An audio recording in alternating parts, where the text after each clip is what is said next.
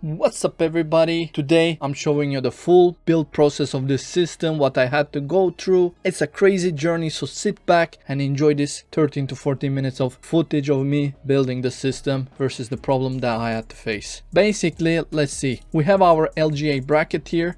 These are 13mm, the other ones are 14mm. We have the upgrade kit. Apparently the pump has two type of revisions, 1 and 2. We have the second version, which is good. We have the bracket, thinking everything is gonna go fine. You remember what happened with this motherboard? We had the USB header, as you can see, broken there with bent pins. Had to fix that. Done. We did install the processor.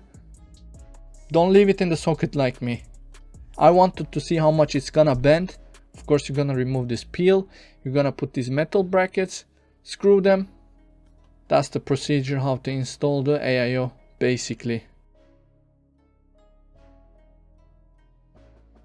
This is the bracket for the motherboard, backside of it. You put the metal screws on top of that rubber grommets, and then you apply the washers on front and back side of the motherboard.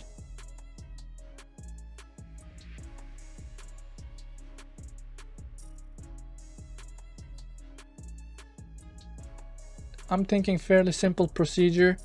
It's gonna go super easy. I ended up watching a guide, which I regret fully, because I should have just done the way I know.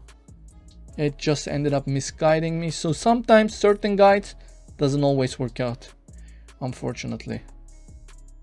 Not sure why they have this cross pattern, but what do I know?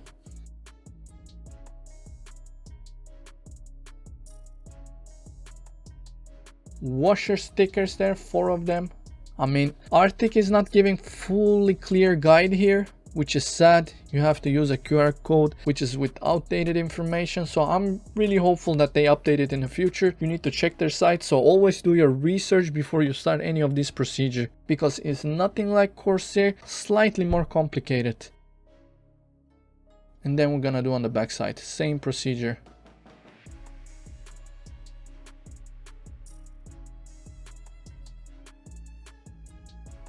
It's supposed to sit flush.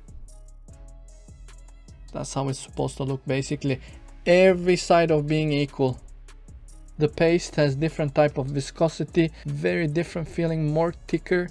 Doesn't go nice to spread. I just wanted to see how it makes contact with the cooler itself. That's why afterwards I'm gonna end up spreading it. Always remove the peel. IO shield peel as well. You don't want to be the guy who is removing it after they installed it. Here I wanted to check the orientation of the AIO, that's why I ended up putting the motherboard there. But always the way I do it, by installing the AIO and then moving everything together. Plastic piece is broken. Of course PostNord is gonna do something awful again. No big surprise. They damaged the board. Well, the USB header. Then they damaged the plastic. Applying some super glue, but it turns out that I don't need this piece later on, since I intend to install the power supply unit on the same exact location. So more time wasting with this system. There's a reason this system took 1 month to complete. I mean, waiting most of the parts.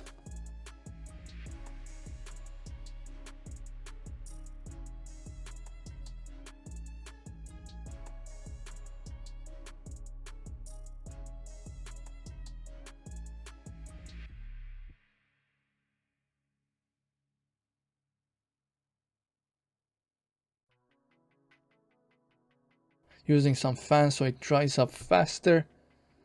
The super glue smells awful, by the way. But it hides your cables, which is a nice piece done by Seasonic. Shame that we don't get to use it. Wiping here with alcohol. Oh man, this PC was a crazy journey for sure. It's supposed to look like this. Afterwards I installed the RAM.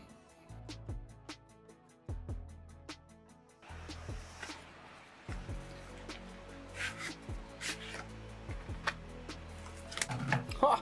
Shit!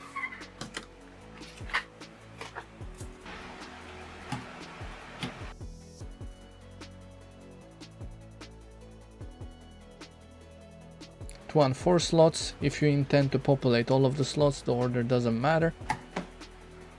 You're supposed to hear the click sound on the RAM that you installed them correctly. The reason me being frustrated is the screws are 13mm versus 14. I ended up using 14. Don't ask me how. You're meant to use 13, but with the washers and everything did not fit, unfortunately. I checked the temperatures, everything is fine, no idea why. And then we're gonna install the M2. This motherboard has a new feature that Asus added recently. Instead of using screws, you have these latches that just locks the M2 in its place.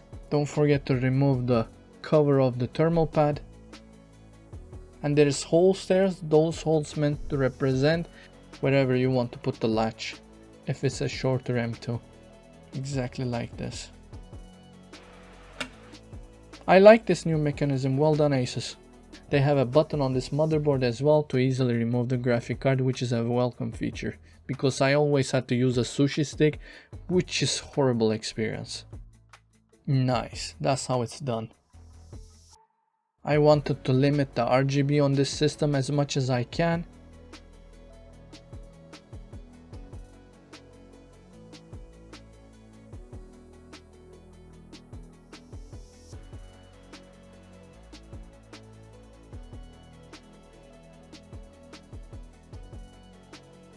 Now I'm gonna check the orientation of the AIO itself. Since it's inverted layout, I had to check it because it was a new experience for me.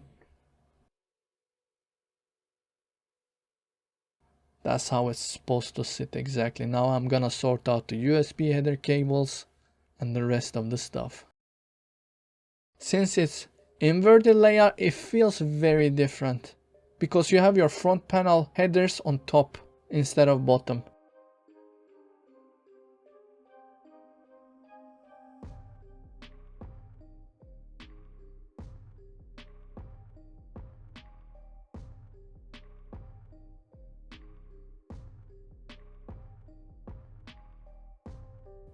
And if you're using this case, I have one advice. Make sure to plug in all of your power supply cables to the board itself, because you don't have much room to work with, which I did find out later on. Trying to make the cables look more neat. It's a very beautiful case, but with new system obviously it's expected since it's a learning curve. So we will be having the AIO on top. Need to change the orientation of the fans, which I did. Hide the cables at the back so it's not visible from the front. And then we will be installing the graphic card at last. Somehow I managed to leave fingerprints, which I did my best, but I ended up removing my gloves. This is the power supply unit itself from Seasonic. Very different unit.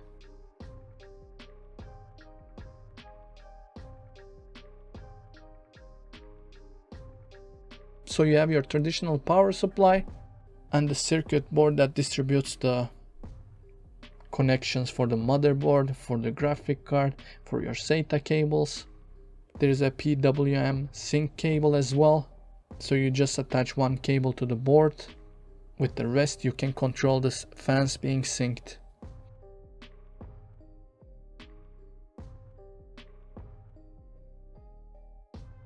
Not sure why only 750 and 850 watt model exists.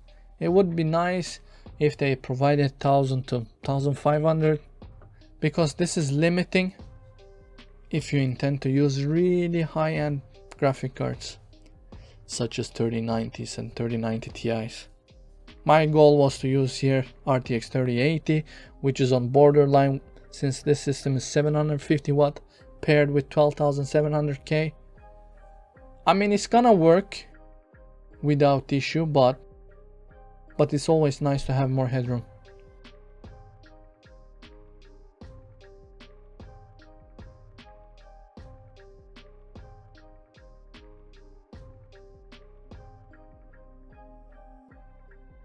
Just gonna fix the backside of the cables.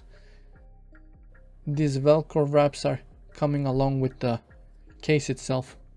It's looking pretty clean. I ended up fixing it more later on. You have 3 slots for your SSDs as well. and 2 hard drive cages at the bottom. You could do a custom loop in the system as well.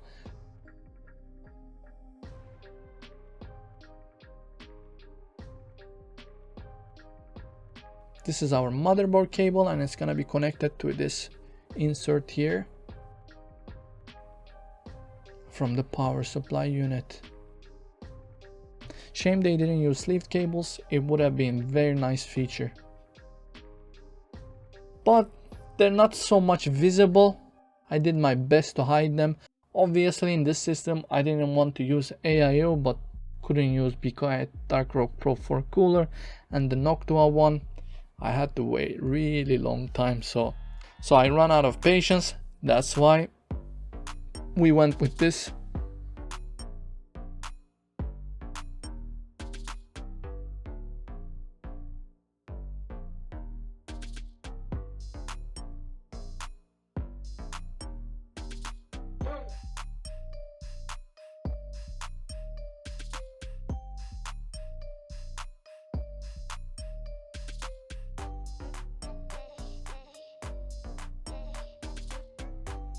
We have our graphic card here, a really heavy card, so you just remove these metal brackets there.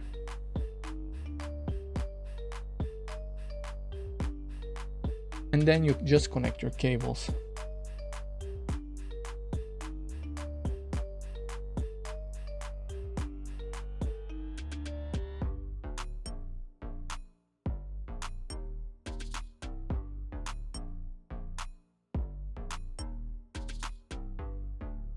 Each one of them is a different length, so know which one you're gonna use. Just make sure. Got this gray cable that I tried to do my best to hide it. Afterwards I ended up using an extension cable. And that's exactly where we connect them. It's an interesting feature. I do like it. Looks cool. Different. No idea about the thermal since I haven't tested the system yet. That's gonna be on part 2. We might overclock if you guys want it. This is how the system looks. We booted up, checked everything, just finished the Windows installation.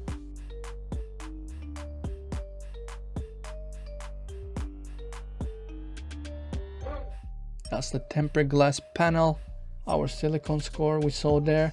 Just gotta remove the last peel. What do you guys think of this system? Do you like it? Is it something you like? Try to limit the RGB as much as I can. Obviously we can turn off these features. If you haven't subscribed to the channel, do so. Soon I'm gonna be releasing the other video with another female friend of mine who's gonna build a system with 12,600K. I'll see you on the next one. Like and share and do all of that YouTube SEO stuff. Take care of yourselves. Let's go.